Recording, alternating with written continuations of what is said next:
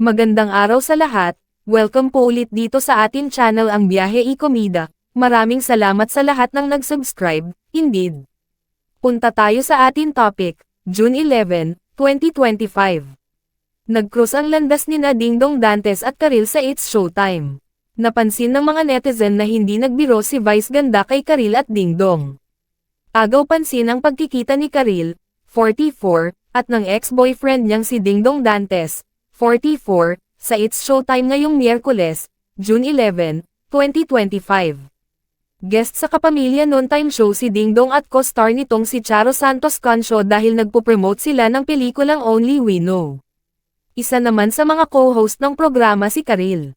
Unang ipinakilala sina Dingdong at Charo sa opening segment kung saan karaniwang sama-sama ang host sa pagbati sa guests at sa madlang people. Pinansin ng netizens na wala si Karil sa opening segment. Pero present ang actress-singer sa Kids Sona segment. Kapartner niya si Vice sa laro, habang isa sa mga katunggali nila ang pares ni Dingdong at Charo. Base sa telecast, walang direktang interaksyon ang couple. Kapag kinukulit ni Vice si Charo, panay lang ang ngiti at tawa ni Karil at Dingdong. Pero kapansin-pansing hindi direktang nag-usap o nagkumustahan ang dating magkasintahan. Hindi rin sila inasar ng ibang It's Showtime hosts, na kilalang malakas sa asaran.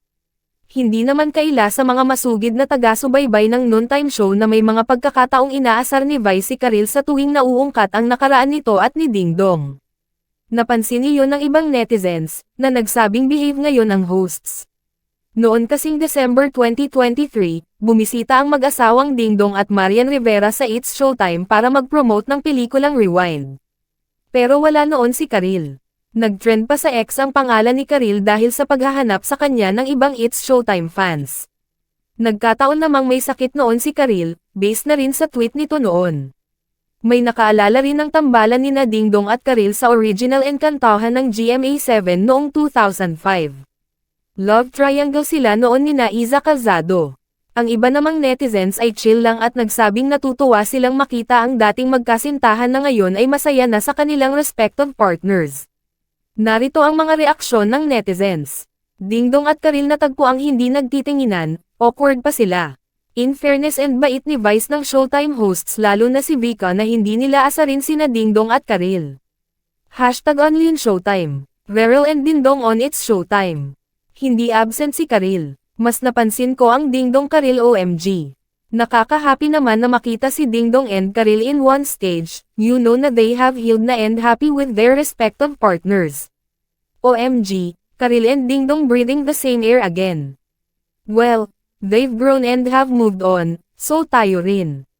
What the F, Karil and Dingdong Dantes in one segment sa It's Showtime. Correct me if I'm wrong guys, sa sobrang tagal nila na nag-meet sa isang show, this is the first time ulit ba? Dito lang sa It's Showtime nagkikitang muli ang mag-ex. Ann Curtis and Sam Milby, 2011. Mariel Rodriguez and Zanjo Marudo, 2018. Kim Chu and Gerald Anderson, 2019. Karil and Dingdong, 2025. Aliw talaga kayo at It's Showtime, sinakto pa talaga yung song choice na, Multo, Cup of Joe, kung kailan nandyan si Dingdong with Karil. Wow! Dingdong Dantes and Karil in one frame after a long time, I think. 3 taong naging magkasintahan sina Dingdong at Karil, hanggang sa nag-break sila noong 2008. Sa ngayon, pareho na silang masaya sa kani-kanilang asawa. Si Dingdong ay nagpakasal sa real and real-life sweetheart na si Marian Rivera noong December 30.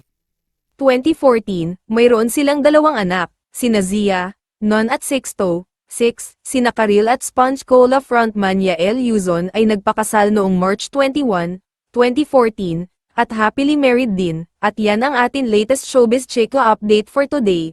Huwag kalimutan mag-subscribe, click the notification bell for more showbiz chika updates, like and share the video at suportahan po ang atin Facebook page. Maraming salamat sa lahat ng nag-subscribe. Indeed, magandang buhay sa lahat. Adios!